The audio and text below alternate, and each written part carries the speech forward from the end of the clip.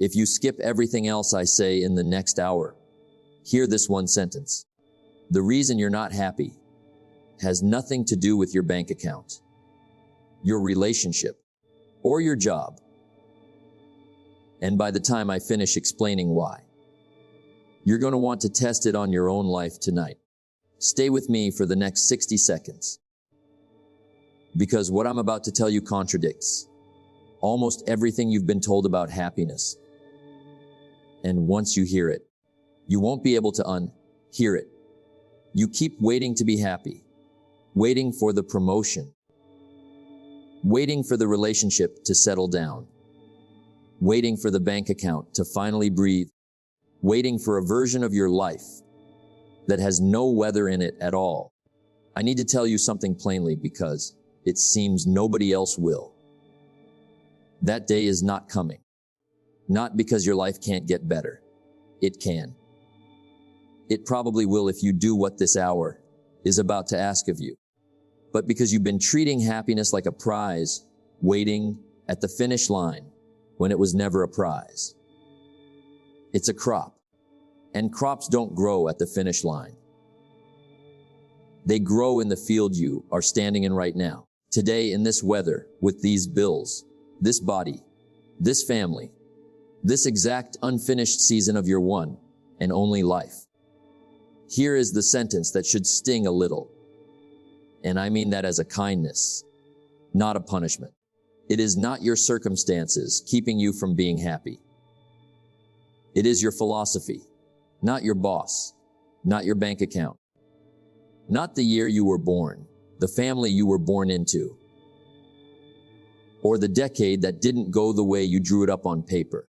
Your philosophy, the quiet, invisible way you've been interpreting your life, most of it without ever choosing to. Put two people in the exact same field, under the exact same gray sky, and one of them will tell you the ground is cursed. The other is already on his knees, pulling weeds, because he knows something the first one has never let himself learn. Nobody hands you a harvest. You grow one. So, let's be honest about where you actually are right now. Watching this, you are not broken. You are untrained. Nobody ever sat you down and taught you that joy is a discipline, the same as your health, the same as your finances, the same as the posture you're sitting in right now. So, you've done what almost everyone does. You've been waiting for the outside of your life to feel different.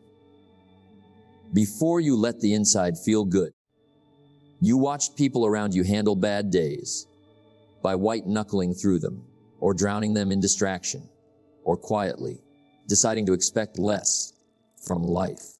And you assumed that was simply what adulthood was. Nobody ever showed you a third option. There's always been a third option that ends today. Not because I'm about to hand you a trick, a hack, or a 5-minute morning routine that fixes 15 years of waiting. Because you're about to learn how to farm. And by the end of this hour, you are going to understand something that changes how every single day of your life feels from here forward. Happy is not a place you arrive at. Happy is a field you tend. Let's talk about the gap, not the gap between where you are and where you want to be. You already know that gap. You feel it every night, before you fall asleep, and every morning, before your feet hit the floor. I'm talking about the gap underneath that one. The gap between wishing and doing. Wishing says, I wish I felt better about my life. Doing says, what am I going to feed my mind in the next 10 minutes? Wishing is a spectator sport. You sit in the stands of your own life, watching the scoreboard, hoping the numbers change on their own. Doing is climbing down onto the field, picking up a tool, and getting your hands into soil that doesn't care yet how you feel about it. Here's the part almost nobody says out loud. Wishing feels like progress. That is exactly what makes it so dangerous. You can wish for an entire year. Journal about it. Talk about it at dinner. Scroll past 100 quotes about it on your phone and feel the whole time like you're moving, when really you've just been standing in the same spot, watching the weather, waiting for somebody else to plant something for you. Nobody is coming to plant your field. I'm sorry if that's the first time anyone has said it to you straight. It's also the best news you'll hear all week, because it means the field has been yours this entire time. So, let's name the two philosophies plainly, because you are living inside one of them right now, whether you've ever noticed it or not. The first philosophy says my happiness is a reaction. Life happens, and then I feel something. Good traffic, good mood. Rude email. Ruined afternoon. Under this philosophy, you are not a person. You are a thermometer. You don't set the temperature of the room. You just report it faithfully all day, long at the mercy of whatever walks in the door. The second philosophy says something completely different. My happiness is a decision I renew every single morning on purpose, regardless of the weather outside. Life still happens. The traffic is still bad. The email is still rude. But you are no longer a thermometer. You are a thermostat.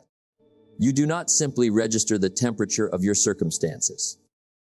You set the temperature of your response. Same rude email.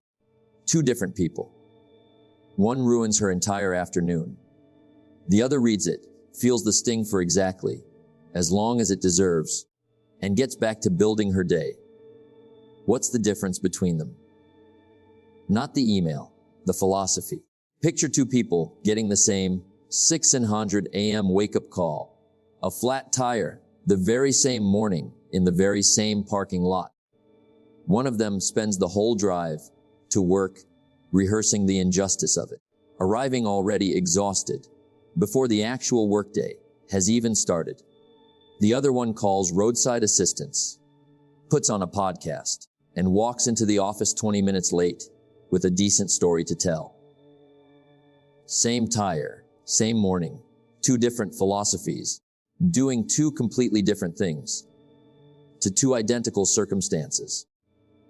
This is the gap you have been living inside without ever knowing its name. You've been trying to change your feelings by rearranging your circumstances, when the whole time the lever was somewhere else entirely. Now, hear me carefully, because I am not about to stand here and tell you circumstances don't matter. They do. Money problems are real. Grief is real. A body that hurts. A marriage that's straining. A year that knocked the wind out of you. All of it is real. And I will never tell you to smile through something that has earned your tears. But I will tell you this, because it's true whether you like it or not. Two farmers can inherit the exact same drought. One spends the season cursing the sky. The other spends the season digging deeper wells. They will both feel the drought. Only one of them will still have water by autumn. That's the gap. Not talent, not luck, not even circumstance. Philosophy. And philosophy, unlike the weather, has always been the one thing in your life you were allowed to plant on purpose. So before we go any further, ask yourself honestly, have you been living like a thermometer or like a thermostat? Whatever the answer, don't punish yourself for it. Nobody taught you the difference. I'm about to. Here is the first law you have to understand, because everything else in this hour is built on top of it. Whatever you plant, you eventually eat. That's the whole law. It doesn't care about your excuses, your intentions, or how badly you wanted a different result. A field doesn't ask what you meant to plant. It only grows what you actually put in the ground. And here's what almost nobody tells you. This law doesn't only govern corn and wheat. It governs your mood. Every thought you repeat is a seed. Every word you speak about your own life is a seed. Every story you tell yourself about what happened to you today, that's a seed too, whether you meant to plant it or not. So complain, and you will reap bitterness. So blame, and you will reap paralysis. So comparison, and you will reap a hunger that no amount of enough will ever satisfy. But sow gratitude, and you will reap contentment. Sow ownership, and you will reap power. Sow discipline, and you will reap a version of yourself that can walk through a hard season without falling apart in it. Picture two farmers who inherit neighboring fields on the very same morning. Same soil, same sky, same forecast. The first farmer wakes up and spends his morning walking the fence line, cataloging everything wrong with the land his father left him. The rocks, the slope, the neighbor's fence 6 in onto his property. By noon, he has a very accurate, very detailed list of every reason this field was never going to work out for him. The second farmer wakes up on the same morning, looks at the same rocks, the same slope, the same crooked fence, and starts clearing rocks. 10 years later, one of them has a very well-documented list of grievances. The other one has a farm. Neither of them controlled the soil they inherited. Both of them controlled what they did with it. I want to be careful here, because this next part matters more than anything else in this chapter. Some of you did not plant the first seeds in your field. A hard childhood planted some of them. A relationship that should never have happened planted some of them. A decade of bad breaks, bad timing, and doors that slammed shut, through no fault of your own, planted some of them too. That's real. I'm not going to insult you by pretending your field started out level and fair. Because for a lot of you, it didn't. Maybe somewhere along the way, somebody planted the belief that you're not enough, that good things happen to other people, that you have to earn rest, that love has to be chased instead of received. You didn't choose that seed. A parent, an ex, a hard year, an offhand comment that lodged itself somewhere. You didn't even notice at the time, planted it for you long before you had the tools to pull it back out. But hear this and let it land. You may not have planted the first seeds. You are, however, the only one holding the hoe. Now, every single day for the rest of your life, somebody's going to be tending your field. The only question that has ever mattered is whether that somebody is going to be you. So look at what's already growing in your mind right now, today, and ask yourself honestly, did I plant that, or did I just let it grow? Because I never showed up with a hoe. Because here's the part of the law of the harvest that changes everything once you actually believe it. You are not a victim of your field. You are the gardener of it. Nobody hands you a harvest. You grow one on purpose, one ordinary day at a time, starting with the very next thought you choose to water. Now, I need to give you the second law, because the first one raises an obvious, painful question. What happens when you're doing everything right and the field still isn't producing? The answer is one word: season. Life doesn't move in a straight line. It moves in seasons: spring, summer, fall, winter, and every single one of them is doing something necessary. Even the ones that feel like punishment. Spring is planting. It's the season of new starts, new job, new relationship, new year, new version of yourself you're finally ready to become. Spring is hopeful and a little naive, and that's fine, because that's exactly what spring is for. Summer is labor. This is the long, unglamorous stretch where you water, you weed, you show up on the days nobody's watching, and nothing looks different yet. Summer is where most people quit, not because the plan was wrong, but because summer doesn't post very well on social media. Fall is harvest. This is the reward. The season everyone wants to skip straight to. And it never arrives for anyone who skips spring and summer to get there. And then there's winter. Winter is loss. Winter is rest. Winter is the season where the field looks completely dead. The wind is unkind. And every instinct you have is screaming that it's over. You know winter when you feel it. It's the job that ends without warning. The relationship that quietly stops working. The diagnosis that rearranges every plan you had for the next 2 years. The birthday that arrives and doesn't feel like progress, no matter how hard you worked for it. Here's what almost nobody tells you about winter. It was never trying to kill your field. It was resting it.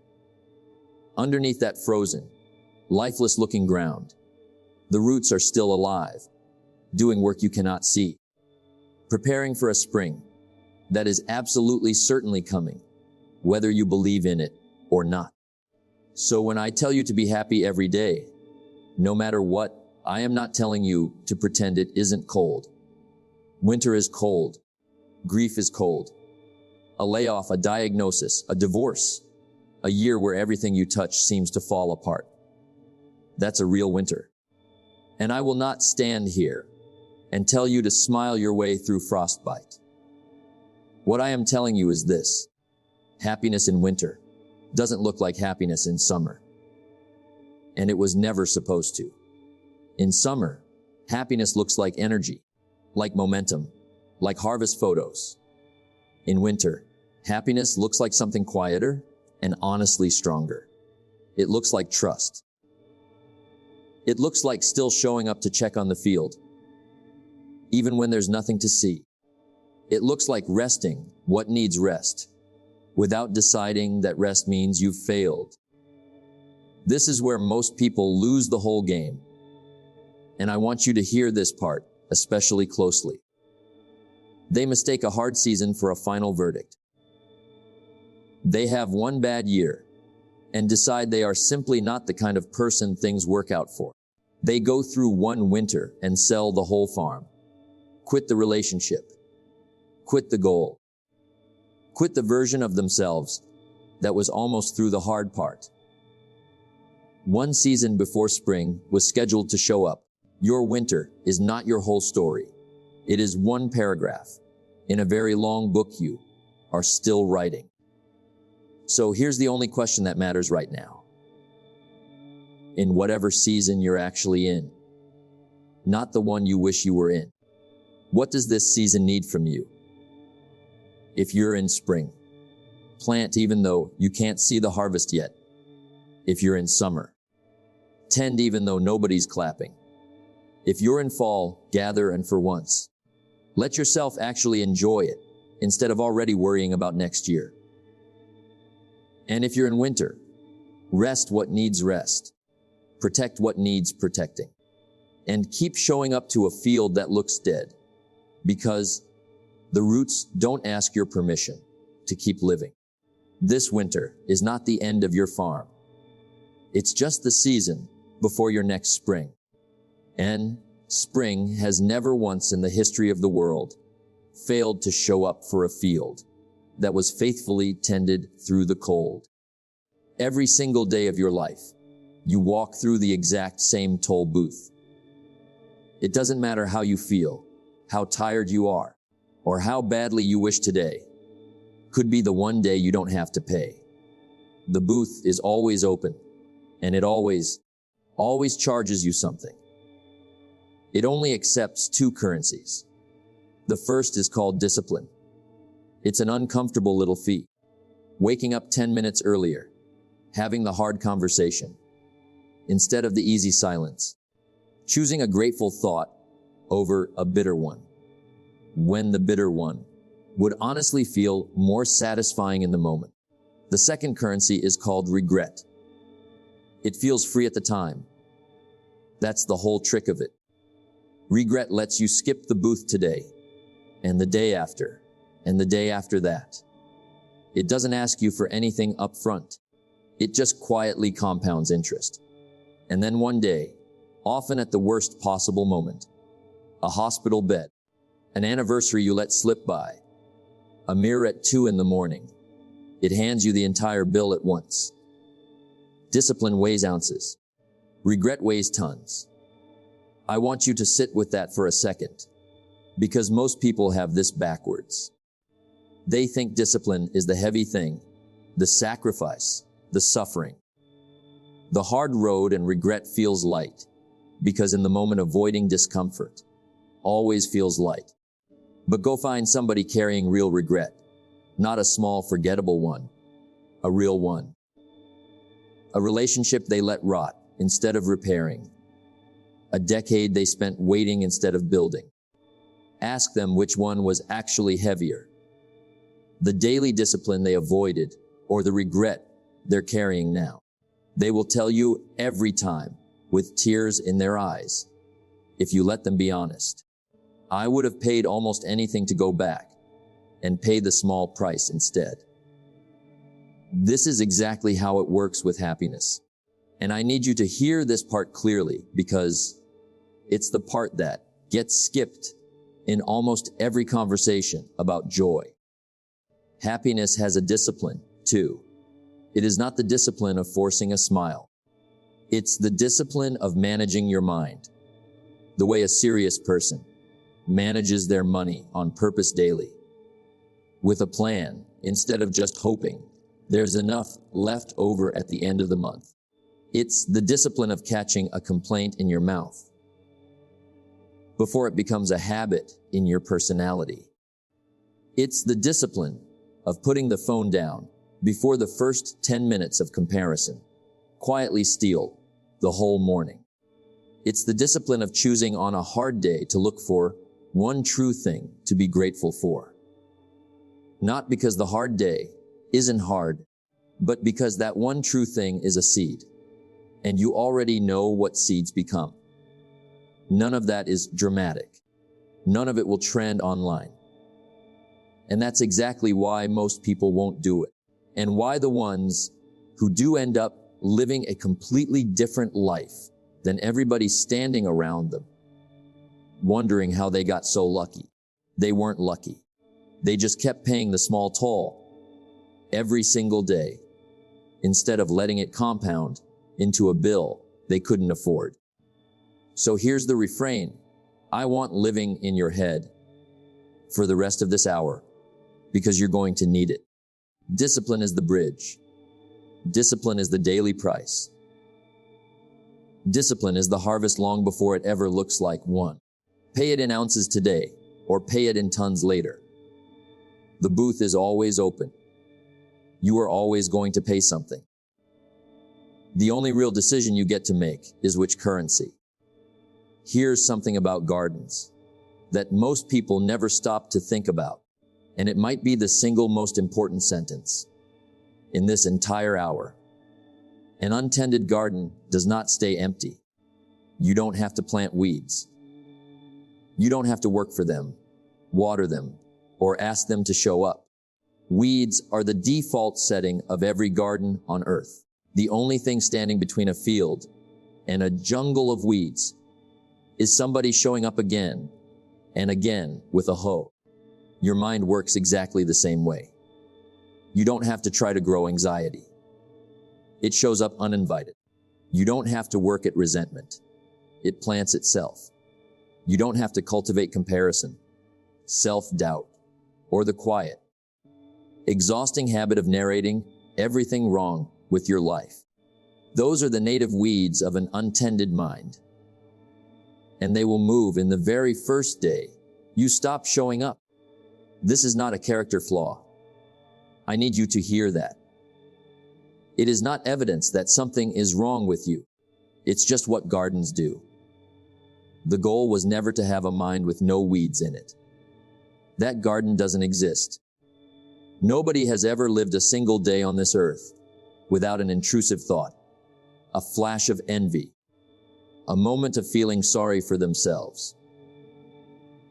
Anyone who tells you otherwise is selling you something. The goal is a mind that gets worked daily. Not once. Not during a good week when you happen to feel inspired daily. The same way a real garden gets weeded whether the gardener feels like it that morning or not. And here's the part that should genuinely excite you, because it means you have far more control than you've been acting like you have. You get to choose what you plant on purpose. One grateful thought by itself does almost nothing. It's a single seed in a very large field. You plant it, and if you're honest, you probably won't feel much of anything that day. But 1,000 grateful thoughts, planted one ordinary day at a time, that's not a mood anymore. That's a personality. One act of discipline, resisting one complaint, choosing one hard truth over one comfortable lie, does almost nothing by itself either. But 1,000 of them, that's not willpower anymore. That's character. And character, unlike a mood, doesn't evaporate the moment the weather turns on you. This is the compounding nobody explains clearly enough. Your mind takes on the exact shape of whatever you feed it most often. The same way a field eventually takes on the shape of whatever seed gets planted most. So, I want you to ask yourself something right now, without flinching away from the honest answer. What have you been feeding your mind on repeat? The doom scroll before your feet even hit the floor. The highlight reel of everyone else's life measured against the blooper reel of your own. The old argument you've replayed 400 times, giving yourself the perfect comeback you never actually said. Here's what weeding actually looks like. In real time, on an ordinary Tuesday, you catch the thought mid-sentence. I always mess this up. And instead of letting it finish planting itself, you interrupt it. That's not true. I got it wrong once, and I'm handling it now. That's the whole technique, not positive thinking. Just catching the weed before it takes root. The way a good gardener does it early before the roots go deep. Whatever you've been feeding it, that's what's been growing. Not because you're weak, because that's the law. The garden doesn't ask permission before it grows exactly what you planted. The good news, and it is very good news, is that the same law works in the other direction, starting the exact moment you decide to pick the hoe back up. You are not stuck with the garden you have today. You are simply the gardener of the garden you'll have a year from now. So go weed something, then go plant something better in its place. Let's bring this all the way home, because there's one more distinction that changes everything before we talk about how any of this actually gets built. It is not what happens to you that decides your life. It's what you decide to do with what happens to you. I know that sounds almost too simple to be the answer to something this big, but watch it play out and you'll see it's the only explanation that actually fits the evidence. Take two people, give them the exact same hard year, same layoff, same diagnosis, same public failure, same devastating loss, same event delivered on the same random Tuesday, to two different doors. One of them lets that event become a life sentence. It becomes the story they tell at every dinner party for the next decade. The year everything fell apart. The reason they never quite trusted things again. The wound they keep reopening, because on some level, reopening it feels safer than letting it close. The other one lets that exact same event become a chapter. A hard one. A true one. One they'd never choose again and wouldn't wish on anyone. But a chapter with an ending and a next page after it. Same event, two completely different lives 5 years later. What was the difference between them? Not the event. The event was identical. The philosophy they ran it through. I want to stop here and be very careful with you, because this is exactly the point where a lot of meaning advice turns cruel without meaning to. I am not telling you that everyone starts in the same field. They don't. Some of you inherited rocky soil. Some of you inherited actual drought, abuse, poverty, illness, a start in life that was never remotely fair. I will not stand here and pretend the ground was level for everyone watching this, because it wasn't. And pretending otherwise would be a lie, dressed up as motivation. But here is what remains true for every single person, on every single kind of soil without exception. The response is the one seed that was always yours to plant regardless of what kind of field you woke up standing in. Philosophy is the one variable no circumstance can steal from you and no unfairness can take away. Not the way it can take your money, your time, or your health. Remember the thermometer and the thermostat from earlier. This is where that distinction becomes the whole game. A thermometer waits for the room to tell it what to feel, and then reports it faithfully all day, every day, forever at the mercy of whoever walks through the door. A thermostat looks at the room, acknowledges it honestly, cold snap and all, and then decides what temperature this space is actually going to run at, regardless of what just walked in. You cannot always choose your weather. You have always been allowed to choose your thermostat. So, here's the question underneath every other question in this entire hour. And I want you to actually answer it, not just let it float by. When something hard happens to you tomorrow, and something will, because that's simply what being alive involves. Are you going to hand your whole day over to the event? Or are you going to remember that you are the one holding the thermostat? That decision repeated enough times in enough ordinary moments nobody else will ever see. That's not a mood. That's a philosophy. And a philosophy tended daily is the only harvest strong enough to survive every single season life is ever going to throw at it. There's one more picture you need before we get to what you're going to do about all of this. Because without it, people tend to misunderstand everything I've said so far. They hear, plant better seeds and tend your field. And they picture some kind of overnight transformation. A single big decision made once on a Tuesday that fixes everything from here on out. That is not how a field works. And it is definitely not how a person works. Growth is not an elevator. It doesn't take you from the ground floor to the top in one smooth, effortless ride while you check your phone. Growth is a ladder. One rung, then the next one. Then on the days you don't feel like it, the next one after that. Climbed by someone who is frankly a little tired, a little unsure, and climbing anyway. Here's what nobody tells you about the ladder. You don't climb it to reach happiness. Like happiness is sitting up there on some final rung waiting for you to arrive.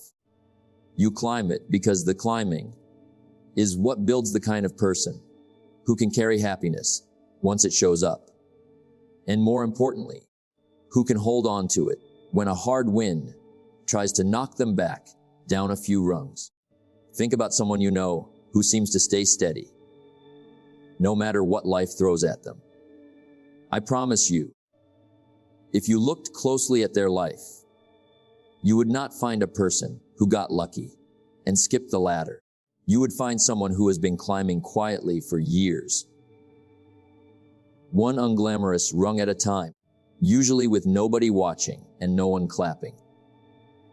I've watched people try to skip rungs my whole life. They want the confidence of someone who has survived 10 hard winters, but they haven't survived one yet. They want the calm of someone who has forgiven a real betrayal, but they haven't done the work of forgiving anything smaller first. So they fake the top rung, the confidence, the calm, and it cracks the very first time real weight gets put on it, because it was never actually built. It was performed. Meanwhile, somebody else with half the talent and none of the shortcuts, just kept climbing rung by rung. Bad day, climb anyway. Great day, climb anyway. Boring, forgettable Tuesday, climb anyway.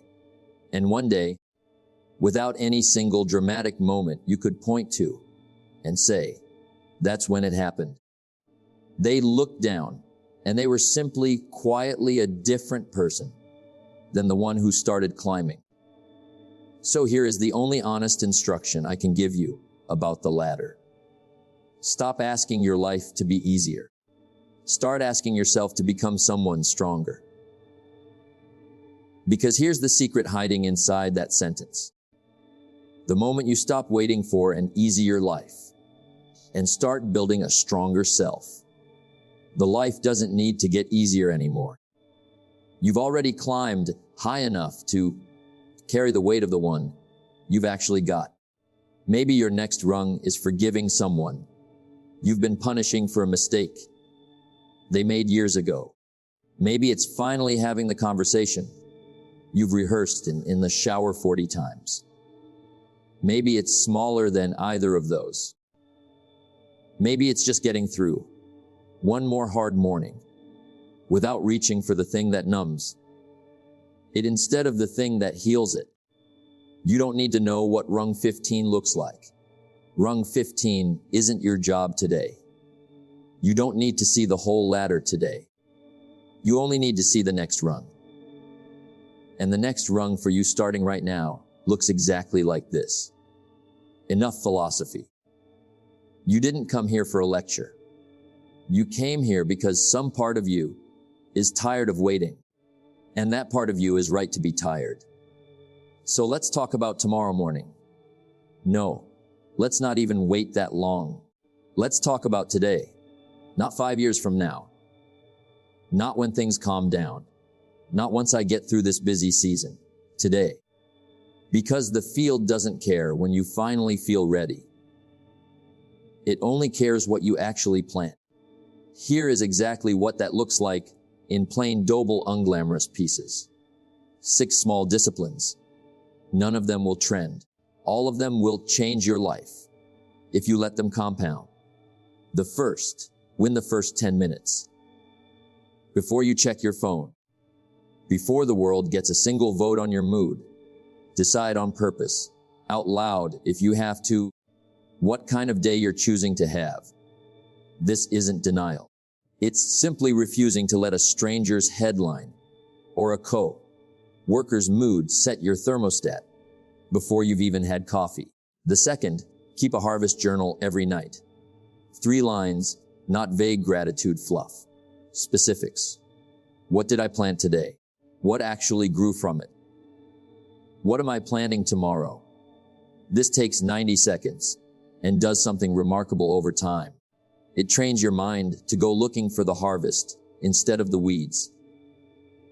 Because whatever you're looking for, you tend to find. A real entry might look as small as this. Planted. Had the hard talk with my sister instead of avoiding it again. Grew. It wasn't as bad as I'd built it up to be. Tomorrow, one honest conversation I've been putting off at work. No poetry required, just an honest accounting. The third, guard the gate. A farmer fences his field against animals that would trample the crop before it has a chance to grow. You need the same fence around what you watch, who you spend your evenings listening to, how much doom you let yourself scroll through before breakfast. This isn't about pretending the world is fine. It's about refusing to let every passing animal trample a crop you haven't even harvested yet. The fourth, do one hard, undramatic thing every single day. Make the bed. Have the conversation you've been avoiding. Skip the snooze button. It doesn't matter how small it is. What matters is that it's a rep. You are training the exact muscle that chooses discipline over comfort. And like any muscle, it only gets stronger under load. The fifth, practice the pause. When something rude, unfair, or just plain bad happens, and it will probably today, insert one single breath between the event and your reaction. That breath is not nothing. That breath is where your entire philosophy actually lives. Everyone can control their thermostat in a calm room. The whole game is won or lost in that one breath. In the room that just went cold on you. It sounds almost too small to matter. It isn't. The difference between a marriage that survives a hard decade and one that doesn't is often nothing more dramatic than thousands of these single breaths, taken instead of skipped one ordinary disagreement at a time. The sixth, end the day with an accounting, not a grade. Don't ask, did I do good enough today? That question only ever produces shame, and shame doesn't grow anything worth eating. Ask instead, what season am I actually in? And what does tomorrow's version of this season need from me? Then go to sleep and let tomorrow answer that question with action instead of worry. None of this is a hack. I need you to hear that clearly because the internet has trained you to look for a trick, a shortcut, a 5-minute morning routine with a name and a hashtag. This isn't a hack. This is character built one unglamorous rep at a time. The exact same way every field that has ever fed anyone was built. Not with a single miracle planting, but with 1,000 ordinary mornings nobody else was watching. You don't need all 6 of these perfectly starting today. You need one of them imperfectly starting today. Pick one, not the easiest one. The one you already know you've been avoiding. That's the one with your name on it. Let me show you where this actually leads. Because a discipline without a destination is just discomfort with extra steps, and you deserve to see exactly what you're building toward. If you keep waiting, if you keep telling yourself that happiness starts once the circumstances finally cooperate, here's what 5 years from now looks like. It looks a lot like today. Not because time didn't pass, but because nothing was ever planted in it. You'll be older with the exact same untended field, wondering quietly why nothing ever seems to grow on its own. That's not a punishment. That's just the law of the harvest, still working patiently whether you cooperate with it or not. But if you plan, if you take just one of those 6 disciplines and actually run it for a year, then keep running it for 5, here's what starts happening. And I want you to actually picture this, not just hear it. The first few weeks, almost nothing changes. That's normal. Seeds don't announce themselves. You'll wonder more than once if you're wasting your time. Keep going. Somewhere around month 3, you'll notice something small and strange. A bad morning doesn't wreck your whole day anymore. You still feel the sting. You just don't live in it for 6 hours the way you used to. Somewhere around month 8, people close to you will start to notice before you even see it in yourself. You'll be steadier in the room, less reactive. The kind of person who doesn't need the day to go perfectly in order to be pleasant to be around. And that quietly becomes one of the rarest and most magnetic qualities a human being can have. By year 1, you will have built something most people never build in an entire lifetime. A mind you actually trust, not a mind that never has a hard day. That garden doesn't exist, remember, but a mind that knows exactly what to do with a hard day when it shows up. Because you've run the drill a few hundred times already. Picture an ordinary Tuesday 5 years from now. Something goes wrong before 9 in the morning. It always does. That part of life never fully stops.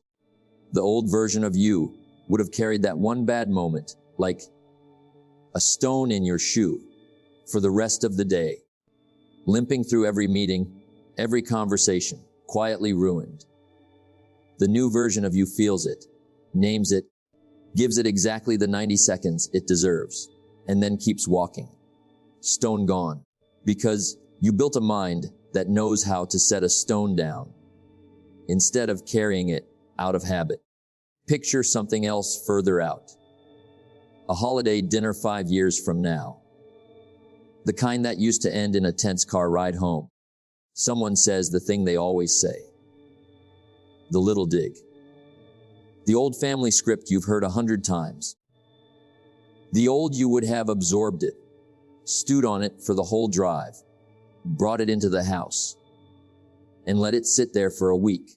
The new you hears it, feels the same old sting for exactly as long as it deserves, and chooses on purpose the way you've now practiced 1,000 times. Not to let one comment run the rest of the evening. Nobody at that table will ever know what you didn't do. That's usually how the biggest changes in a person actually look from the outside, like nothing happened at all. By year 5, if you kept tending through winters, through the boring middle of summer, through a few seasons that genuinely tested whether you meant any of this, you become something the world doesn't have very much of anymore. A person's storms don't scare, not because your life became storm-proof.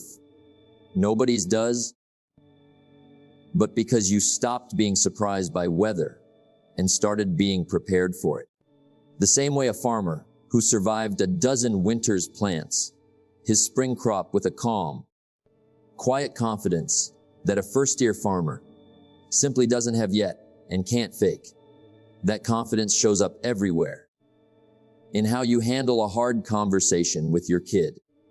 In how you recover from a setback at work that would have wrecked you 5 years earlier. In the simple, almost boring fact that most of your days genuinely feel good to be alive in. Not because life got easy, but because you got strong enough to be happy inside a life that was never going to be easy for anybody. That's the whole promise. And it was never a complicated one.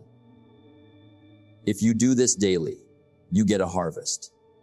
If you keep waiting for the weather to change, you get the same field, 1 more year older. The same amount of time is going to pass either way. The only real question left is, what's going to be growing in it? So, let's go back to where we started. You keep waiting to be happy.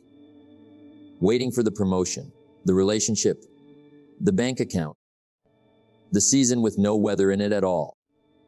I told you at the very beginning of this hour that the day you're waiting for is not coming. And I meant it.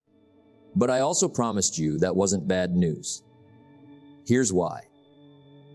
You were never actually waiting for your circumstances to change. You were never actually waiting for your circumstances to change. You were never actually waiting for your circumstances to change. Permission to stop blaming the soil. Permission to stop calling it luck when you see it growing in someone else's field. Permission to finally believe that you're tired, imperfect, still figuring it out.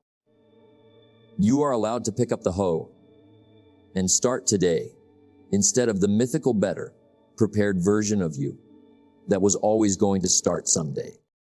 So here is your permission plainly. The only way I know how to give it. You don't need a better life to start being happy.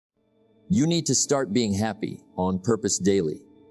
One small disciplined season at a time to build a better life. Not 5 years from now. Tonight, before your head hits the pillow, plant one seed you'd actually be proud to harvest. One honest word instead of a complaint. One disciplined hour instead of a wasted one. One grateful thought instead of a grudge. You've been watering out of habit. That's it. That's the entire secret this hour was built around. And it was never really a secret at all. It was just waiting for someone to say it to you, plainly enough, that you couldn't look away from it anymore. You are going to close this out and walk right back into your actual life. The same job, the same family, the same unfinished list of problems that were sitting there before you pressed play. Good. That's exactly where the farming happens. Not in some future easier version of your life. In this one today. You were not placed in this field to stand at the fence, arms crossed, waiting for better weather. You were placed here to farm. So stop waiting to be happy. Go get your hands dirty.